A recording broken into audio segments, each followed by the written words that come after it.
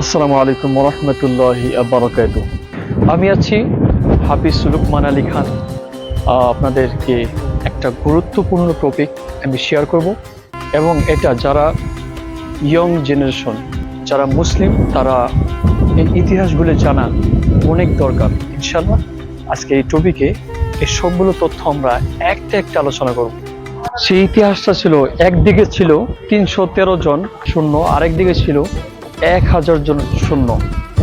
তারা মহাযুদ্ধ শুরু করে দিল এবং নবীজি সাল্লাল্লাহু আলাইহি সাল্লাম এই যুদ্ধের সামিল ছিলেন। একদিকে ছিল 313 জন সৈন্য, আরেকদিকে ছিল 1000 জন মহান শক্তিশালী সৈন্য। এটা ছিল বদরের যুদ্ধ, সত্য আর মিথ্যা মুখোমুখি প্রথম মহান লড়াই। এই যুদ্ধ কেন হলো?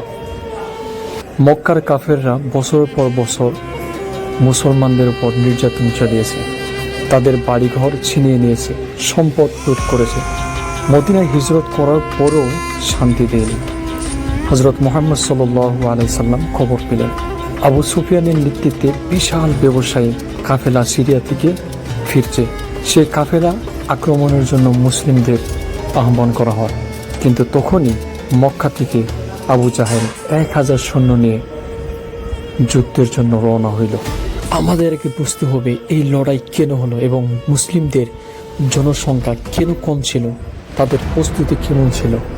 মুসলিম বাহিনী প্রস্তুতি, জনসংখ্যা 313 জন, অস্ত্র মাত্র 70টি উট, 2টি ঘোড়া এবং 8টি তলোয়ার। তারা জানতো আমাদের অস্ত্র কম, কিন্তু আল্লাহ আমাদের সঙ্গে আছেন। এবং এখানে কাফির বাহিনী কেমন ছিল? তারা ছিল জনসংখ্যা 1000 জন, জনসংখ্যা শক্তিশালী সৈন্যবাহিনী ছিল এবং শত শত ঘোড়া, উট, সেরা অস্ত্র, প্রচুর খাদ্য ছিল তাদের সঙ্গে। এখন চলুন আমরা জানবো এই যুদ্ধ কিভাবে শুরু হলো।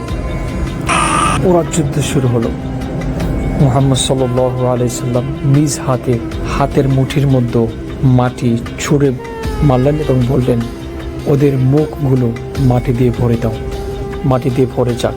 সেই মাটির বাতাসে ছড়িয়ে গেল শত্রুদের চোখে মুখে, আতঙ্ক ছড়িয়ে পড়ে তাদের মাঝে। কোরআনে বলা হয়েছে, আমি তোমাদের সাহায্যের জন্য 1000 ফেরেশতা পাঠিয়েছি। সূরা আনাফ আয়াত 9।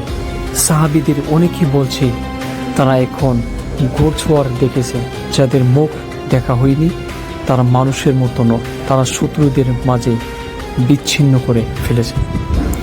বিশাল বনাম সংখ্যা, মুসলিমদের সংখ্যা কম ছিল, কিন্তু তারা জানতো আল্লাহ তাআলার সাহায্য যথেষ্ট। দুনিয়ার শক্তি নয়, ইমানের বড় শক্তি। যুদ্ধের ফলাফল, কাফের নিহত 70 জন, বান্দি 70 জন, বন্দী 70 জন হয়েছিল এবং মুসলিম শহীদ হয়েছিল 14 জন।